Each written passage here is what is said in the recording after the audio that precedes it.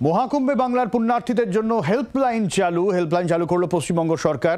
24 ঘন্টায় হেল্পলাইন চালু থাকবে বলে জানা গিয়েছে এবং হেল্পলাইন নম্বর 033221435526। যে কোনো আপৎকালীন পরিস্থিতিতে সাহায্য করতেই এই হেল্পলাইন। মহাকুম্ভে বিপর্যয়ের পর সাহায্য না পাওয়ার অভিযোগ ওঠে।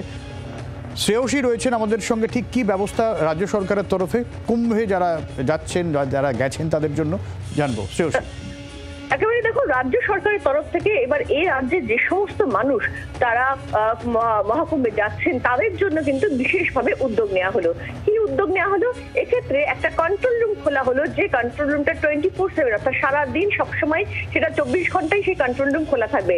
সেই কন্ট্রোল রুমে এক্ষেত্রে যে কোনো মানুষ যারা কুম্ভে যাচ্ছেন তাদের যদি কোনো রকম কোনো সহায়তা লাগে অথবা কোনো এমার্জেন্সিতে তাদের সাহায্য প্রয়োজন হয়, সেক্ষেত্রে কিন্তু তারা যাতে সেই সাহায্যটা পান সেই জন্যই কিন্তু এই হেল্পলাইন কন্ট্রোল রুম খোলা হলো এবং হেল্পলাইন নাম্বার চালু হলো।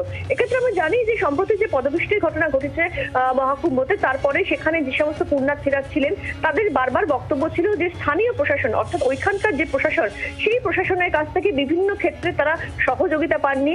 এমনকি বিভিন্ন ক্ষেত্রে পরিজনরা হারিয়ে যাচ্ছেন, তাদের সঙ্গে কোনোভাবে যোগাযোগ করা যাচ্ছে না, তাদের খোঁজ পাওয়া যাচ্ছে না ইত্যাদি বিভিন্ন ক্ষেত্রে নানান সমস্যার সম্মুখে তাদেরকে পড়তে হয়েছে।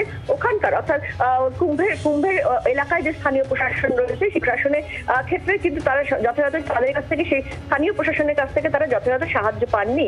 মানে সেই জায়গা থেকে দাঁড়িয়ে কিন্তু কার্যত রাজ্যের মানুষের পাশে দাঁড়াতেই কিন্তু রাজ্য সরকারের বিশেষ ব্যবস্থা নেওয়া হলো, যাতে মহাকুম্ভতে গিয়ে সেখানে কোনো সমস্যায় পড়লে যাতে রাজ্য সরকার তাদের পাশে দাঁড়াতে পারে, সেই জন্যই কিন্তু এই বিশেষ ব্যবস্থা নেওয়া হলো। অনেক ধন্যবাদ শ্রেয়সী।